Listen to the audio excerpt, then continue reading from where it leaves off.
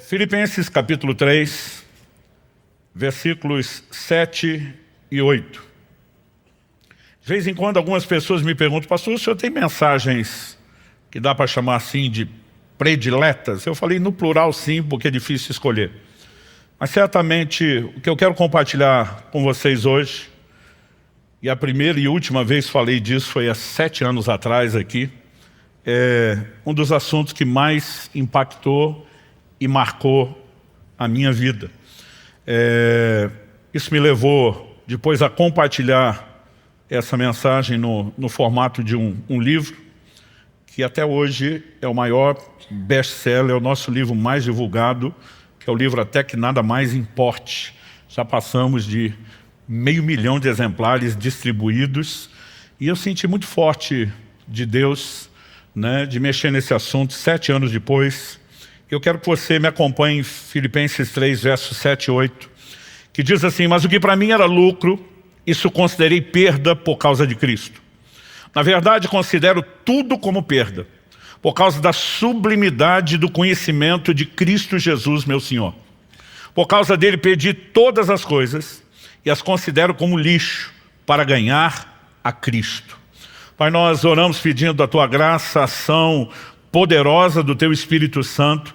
Oramos que a Tua palavra fale e cale em nossos corações, não apenas na mente, não apenas na razão, mas nós oramos, ó Deus, que o Senhor também encontre em nós espaço, vulnerabilidade, para que, somada à obra poderosa do Teu Espírito, a palavra encontre lugar de frutificação na vida de cada um de nós. Desde já te agradecemos por tudo o que o Senhor fará e declaramos nossa total confiança e dependência do Senhor e da liderança do Espírito da verdade nesse momento. Nós oramos em nome de Jesus. Amém. Bom, eu queria começar com um pano de fundo, falando de como Deus me conduziu esse texto e me fez entender o que eu quero compartilhar.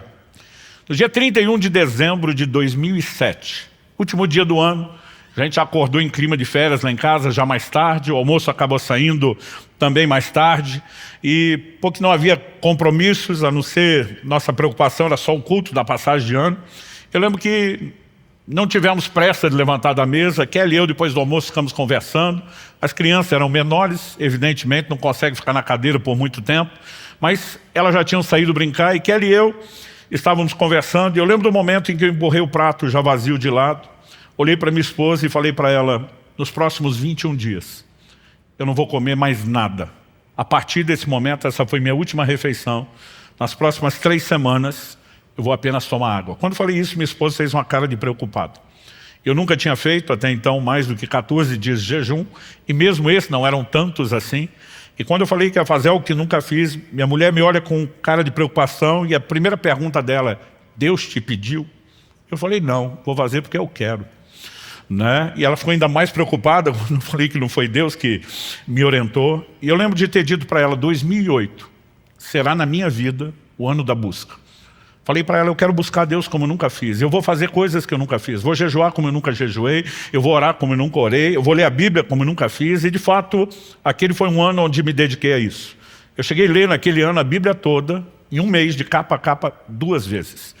Eu realmente comecei a me dedicar em buscar o Senhor como eu nunca tinha feito. E as primeiras 3 semanas do ano foram o jejum, tudo correu muito bem. 3 semanas depois de terminar o jejum, estávamos em meados de fevereiro. Acredito que especificamente tenha sido o dia 19 de fevereiro. Era uma terça-feira à noite, na época não tinha os nomes que passamos a usar, Tadel, depois Alcance Mais, mas era a nossa reunião com líderes. Não chamávamos aquilo de um culto. Normalmente nós tínhamos uma oração, passávamos direto com uma palavra ou de alinhamento doutrinário, alinhamento da visão, do coração, e tentávamos terminar a reunião o mais rápido possível, por ser dia de semana e de trabalho. Mas eu lembro que enquanto alguém estava orando e fazendo a abertura da reunião com aquela oração inicial, um irmão olha para mim, já passou a mão no violão, segurando o violão, e ele me faz um sinal com o dedo assim: uma só. Quem diz: me deixa ministrar uma só. Eu fiz uma cara feia para ele e fiz assim: uma só. Como quem diz: nós não estamos aqui para isso, não é um momento de culto, e eu quero ficar focado no que é a nossa reunião. Mas quando ele pegou o violão e começou a dedilhar e cantar uma canção, ainda me lembro a canção, uma canção do Marcos Witt, que diz: te anelo, te necessito, né? Enquanto nós estávamos cantando aquela canção, alguém lá no céu resolveu apertar o botão que ativa o modo glória da reunião. E eu não consigo até hoje te explicar o que foi que aconteceu. Algumas pessoas aqui ainda são, né, daquela época, estamos falando de fevereiro de 2008, os primeiros anos da igreja. E num instante, eu creio que nem se a gente tivesse combinado, ensaiado, coreografado, a gente poderia produzir um resultado tão simultâneo.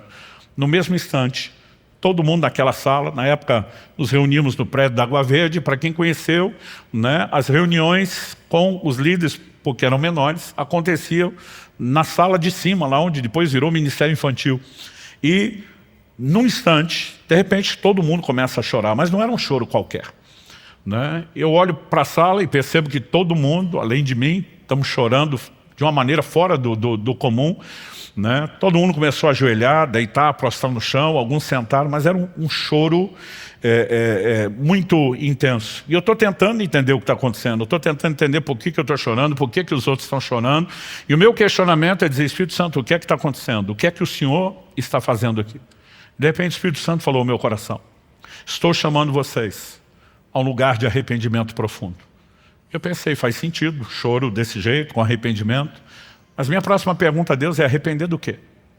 Eu me lembro quando era garoto, e algumas vezes meus pais recebiam algum tipo de visita em casa. Na hora de ir embora, existia um protocolo que era quase sempre que seria repetido. As pessoas, na hora de sair, diziam assim: desculpa qualquer coisa. Eu, na minha cabeça, mesmo que criança, aquilo não fazia o menor sentido. Eu pensava: se tem algo para pedir desculpa, peço por aquilo. Se não tem, não peça, né? Mas esse negócio de desculpa qualquer coisa, para mim era muito vago. E eu lembro que na hora eu lembrei disso, falei: Deus, arrepender do quê? Porque arrependimento tem que ser específico. Não adianta a gente dizer para o Senhor: desculpa qualquer coisa, né? E naquele momento o Espírito Santo falou ao meu coração: vocês precisam se arrepender por não estarem me buscando como deveriam. E essa foi a hora que doeu. Porque eu estava no ano da busca. Eu estava me dedicando a buscar o Senhor como eu nunca tinha feito. Tinha acabado de fazer há poucas semanas o maior jejum da minha vida, né? Muitas vezes, porque eu tinha me determinado a ler a Bíblia tantas vezes aquele ano, eu tinha uma cota de capítulos diária que era o mínimo. Então às vezes eu ia dormir 2, 3 da manhã, porque o dia corrido eu não tinha conseguido ler, né? E dentro de mim bate um sentimento, é lógico que eu não tive coragem de abrir minha boca. Aprendi com meus pais desde criança que tem 2 tipos de gente, pelo menos, que você tem que respeitar. Quem é mais velho que você e tem mais autoridade que você, e Deus é no mínimo os 2. Mas o sentimento veio, eu mordi minha boca, pensei, não falo nada, né? Mas o sentimento de indignação veio, né? A vontade era gritar para Deus: se isso não está bom para você, quando é que vai estar? Né? Porque eu pensava, depois de estar dando o meu melhor em tudo, ainda tenho que me arrepender por não estar buscando direito, né? E foi um senso de indignação que eu não consigo explicar, mas por mais que eu tenha tentado, não fale, não peca. O salmista diz: a palavra ainda não me chegou à boca e tu já conheces. Com Deus você não precisa nem falar, você pensou, Ele ouviu. Você vai pensar daqui uns 10 anos, Ele já ouviu. E apesar de não ter feito a pergunta, quando é que vai estar bom para você, o Senhor me respondeu. Eu nunca mais vou esquecer a resposta. Ela é o tema da minha mensagem, tornou o título desse livro. A frase que eu ouvi foi: até que nada mais importe. O Senhor me disse: quando você chegar ao ponto onde nada para você é mais importante do que me buscar, você chegou onde deveria chegar. E o Senhor me disse: nesse momento você não está indo para esse lugar. O Senhor me disse: você decidiu que esse seria o ano da busca, e o que você está fazendo na verdade é quebrar todos os seus recordes. Orar como não orava antes, ler mais do que lia antes, jejuar mais do que lia antes.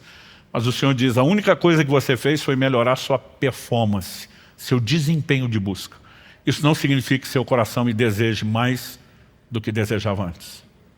E aquilo caiu como uma bomba dentro de mim. Interessante é que Deus não precisa discutir muito. O poder de persuasão dele vai além de argumentação, né? De repente parece que meus olhos se abriram e eu entendi, em fração de segundos, coisas que eu precisei de um livro inteiro para tentar explicar. É difícil você definir revelação, né? Você tem de fração de segundos coisas que você gasta horas falando e parece que não é suficiente para explicar. Mas de repente todo esse desenho se abre a partir desse texto. O apóstolo Paulo dizendo que para mim era lucro, isso eu considerei como perda. Quando você ouve as expressões lucro e perda, são palavras normalmente aplicadas ao mundo monetário, financeiro, né? A questões de valores materiais, mas é evidente que Paulo não está falando disso. Então quando Paulo diz o que para mim era lucro, ganho, ele está falando aquilo que para mim era importante, aquilo que tinha valor. Ele está usando um termo que indica percepção de valor ou da falta dele, e não necessariamente algo que estabeleça preço na percepção monetária. Ele diz o que para mim era importante, o que para mim tinha muito valor, desvalorizou, perdeu a sua importância. E por que perdeu? Porque diz, porque eu descobri algo muito mais valioso. Porque eu descobri algo muito mais importante. E essa é a declaração que ele faz, né, no verso 8. Por causa da sublimidade do conhecimento de Cristo Jesus, meu Senhor. Essa palavra aqui traduzida na versão que eu estou usando, a Nova Almeida atualizada, sublimidade, ela foi traduzida na NVI como a suprema grandeza do conhecimento. Nas outras traduções bíblicas, a excelência. E toda essa diversidade de traduções são tentativas de explicar uma palavra, que no koineu, grego antigo, original é hiperus. Hiperus fala daquilo que se destaca, daquilo que se eleva, daquilo que se sobressai. Essa palavra, em essência, fala de proeminência. E basicamente eu não creio que Paulo esteja falando da proeminência do conhecimento, mas que ele esteja falando do conhecimento daquele que é proeminente, do conhecimento daquele que se eleva, daquele que se destaca. E quando ele entra no lugar de percepção e entendimento da importância de Cristo, comparado a esse nível de importância, que antes parecia ser importante, perdeu completamente a sua importância, desvalorizou. E nesse momento eu entendi o Senhor dizendo, eu não espero de você nada menos do que chegar a esse lugar de compreensão, que nada deve ter a mesma importância para você do que eu. Ou seja, muitos de nós já não buscamos a Deus como deveria. Dos que estão buscando, alguns de nós estão focando talvez algo que precise de um certo ajuste. E eu quero começar falando em primeiro lugar, esse foi o primeiro nível de entendimento e de correção que Deus trouxe para mim. Eu não vim aqui corrigir você, eu vim contar a história da minha correção, na esperança de que a carapuça também lhe sirva. Porque não é justo a gente apanhar sozinho, a gente sempre quer que alguém mais seja incluído na história. Mas Deus me fez ver um contraste entre performance, usar a palavra performance, leia-se desempenho, entre performance versus paixão. Muitas vezes nós estamos nos dedicando a uma performance de busca, sem ter a paixão que deveria mover a nossa busca a Deus.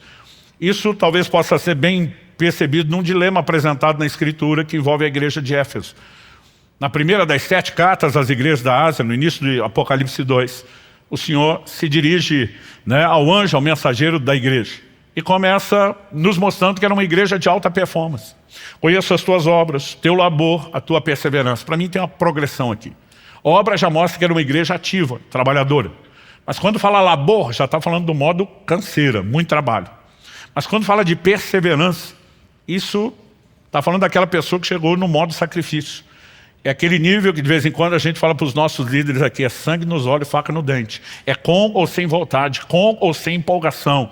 E a igreja de Éfeso era uma igreja de alta performance, não importa a perspectiva de análise. Se você lê a história, né, do que acontece em Éfeso, registrado no livro de Atos, se você lê as entrelinhas da própria epístola de Paulo aos Efésios, se você olha para a carta que o Senhor Jesus envia através do apóstolo João no Apocalipse, ou se você olha as descrições da história, a igreja de Éfeso era uma igreja incontestavelmente de alta performance, não só no trabalho. Eles eram, né, o que nós podemos chamar de uma igreja que tinha muita resiliência. O Senhor diz, suportastes provas por causa do meu nome e não desfaleceste. Tinha um controle de qualidade até. O Senhor diz, puseste à prova os que dizem apóstolos e não são, e os achaste mentirosos. Não há ângulo ou perspectiva que você avalie a igreja de Éfeso que não veja nela alta performance. Mas o Senhor diz, tenho porém contra ti, que abandonaste o teu primeiro amor.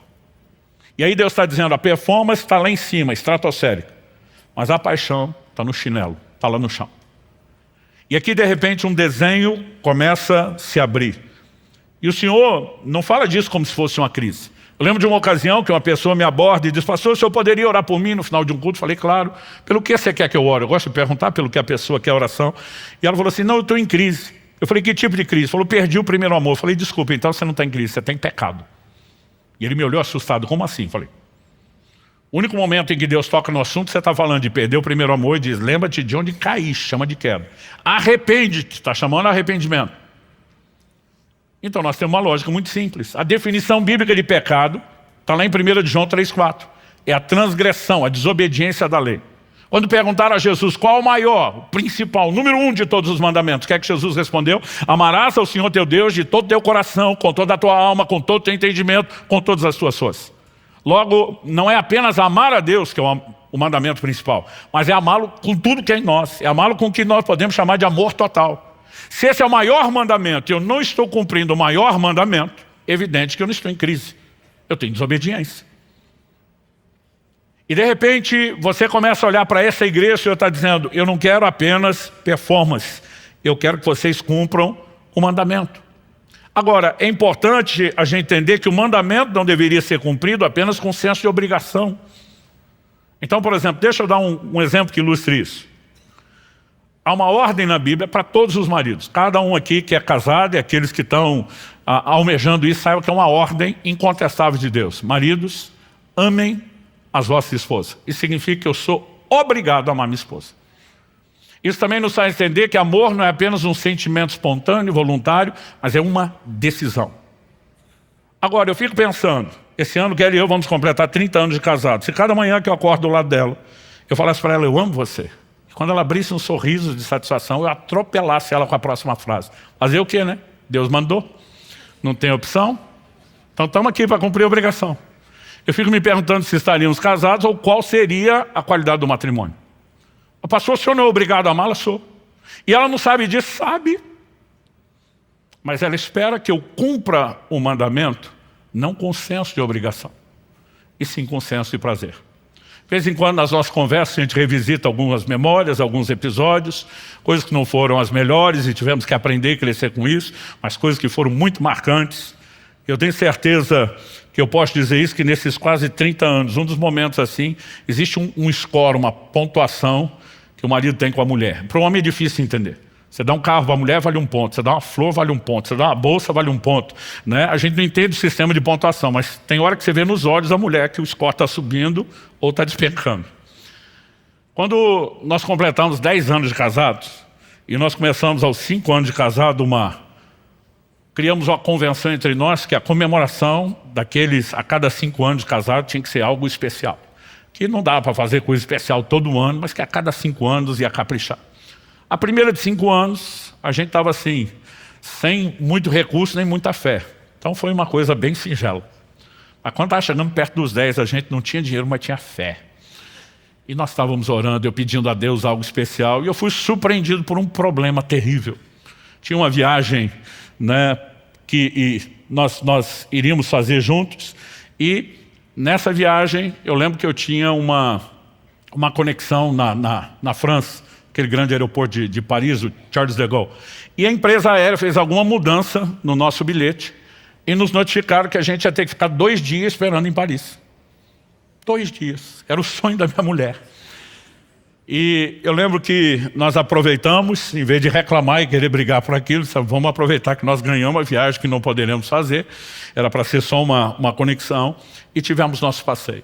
E no dia que nós subimos a torre, eu fiquei pensando o que eu falo que não seja só tão clichê, mas que seja honesto, que não seja só o que ela deseja ouvir, mas o que ela merece. Eu pensei. Quando nós subimos, eu falei para minha esposa, em vez de só dizer eu amo você, eu falei para ela, eu quero te dizer algo aqui, em cima dessa torre, desse lugar que te encanta. Eu amo amar você. E até hoje eu lembro daqueles barulhinho de videogame, né? Marcando ponto assim, porque o olhar da minha esposa anunciava. Não tinha som, mas na minha memória tem, porque o que eu vi me fez imaginar aquilo. Porque naquele momento eu não estava dizendo apenas eu amo você. E eu sou obrigado a amá-lo. Mas naquele momento eu estava dizendo, você é uma pessoa tão extraordinária, que aquilo que poderia ser só uma obrigação, você fez disso uma inspiração. Qual a diferença? Você pode ter um marido totalmente dedicado. Isso não faz dele alguém interessado na outra pessoa. Pode fazer dele apenas alguém orgulhoso. Ele pode olhar para a esposa e dizer, nem você nem Deus pode reclamar que eu não sou um bom marido, fiz o meu melhor, mas ele está focado só nele. O que lhe interessa no final é o orgulho do desempenho, não é a valorização da outra pessoa. É apenas a valorização da sua performance. Se nós entendemos o quão danoso e desastroso isso pode ser num relacionamento humano, por que é que não conseguimos entender o paralelo no plano espiritual? Aquele início do ano, quando eu fiquei indignado de Deus falar comigo que eu tinha que me arrepender, porque eu estava no ano da busca, o Senhor me disse, você não está me desejando mais do que antes. Você só está quebrando seus recordes. E a única coisa que você conseguiu até agora é ficar mais orgulhoso do que você estava antes. E foi o momento onde a casa caiu. Porque de repente eu comecei a entender, não se trata de desempenho ou performance. Nós precisamos entrar em um lugar onde o nosso coração seja profundamente cativado pelo Senhor. Deus não nos deu livre-arbítrio, direito de escolha à toa, com todos, entre aspas, os riscos que ele correria, né, por nenhum outro motivo. Como disse um grande escritor cristão, ele poderia ter nos feito como autômatos, programados para amá-lo ou obedecê-lo, mas ele esperava que nós quiséssemos isso. Na verdade, quando eu comecei a entender esse desenho, aí sim, eu entrei num lugar de profundo arrependimento. Há uma frase do grande escritor C.S. Lewis que mexe muito comigo. Ele diz, o cristianismo, se é falso, não tem nenhuma importância. Se é verdadeiro, tem infinita importância. Mas ele arremata dizendo, o que ele não pode ser de moderada importância. E muitas vezes a maneira como nós estamos vivendo o Evangelho, a relação com Deus, nem reflete o fato de que ele é verdadeiro, tem infinita importância, nem de que para nós seja falso, como não tem nenhuma importância, mas nós criamos um híbrido, onde Deus é mais ou menos importante. Você quer ver uma frase que me tira do sério, há mais de 30 anos pastoreando? É quando alguém diz assim, pastor fulano é uma benção, só falta Jesus. E olha como só falta Jesus. Se falta Jesus, falta tudo. Que conversa é Jesus, é a cerejinha do chantilly. Mas nem nós muitas vezes percebemos a maneira como nós estamos lidando com esse ponto e com essa questão. E Deus está nos chamando a um lugar onde a gente de fato entenda, né? E eu comecei a perceber, peraí, se eu estou dizendo à minha esposa que eu amo amá-la, é porque eu entrei num lugar de valorizar quem ela é. E a minha dedicação não é para valorizar a mim mesmo ou minha performance. É apenas o reconhecimento de que o que poderia ser uma obrigação se tornou fácil. Porque você me inspira a isso. Com Deus não deveria ser diferente. A segunda coisa que Deus chamou a minha atenção e me corrigiu naquele dia, diz respeito à razão da nossa existência. Eu gosto muito de questionar temas básicos, essenciais nas Escrituras, mas honestamente até esse dia, fevereiro de 2008, nunca tinha parado de pensar nisso. O Espírito Santo me pergunta, naquela reunião de líderes, qual a razão da sua existência? E eu já comecei a desenrolar, né, toda a revelação que eu tinha do plano, do propósito de Deus para o meu chamado. O Senhor falou, não, isso é o seu entendimento do seu chamado pessoal. Qual a razão da sua existência como ser humano, você e todos os outros? E de repente eu começo a me perguntar, que texto da Bíblia talvez resuma isso a respeito de todos nós? E eu não consigo achar nada muito claro, específico, muito direto. Foi nessa hora que o Senhor falou comigo. Abra sua Bíblia em Atos 17, versos 26 e 27.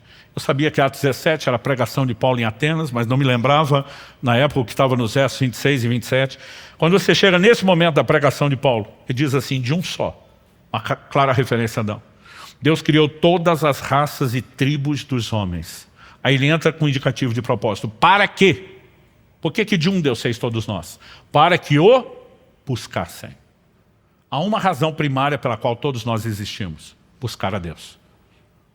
E nós precisamos entender, se isso é a base, se isso é tão primordial, nós não podemos relegar esse assunto a um lugar, né, secundário, dentro da nossa doutrina, periférico, porque ele precisa ser visto como aquilo que de fato é central.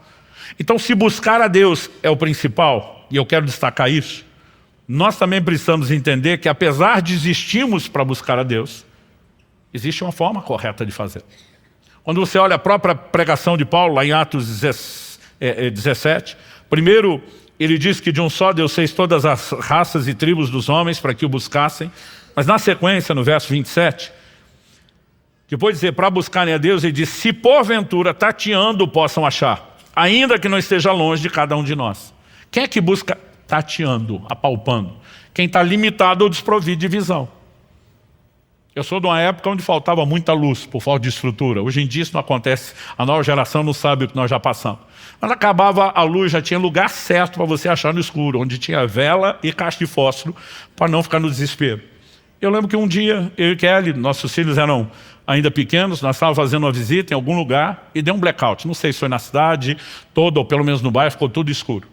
Enquanto os mais velhos de nós estavam nos batendo para achar a vela, a nova geração simplesmente foi puxando o celular do bolso e acendendo as lanternas, e a gente ficou se perguntando, por que é que nós não pensamos nisso?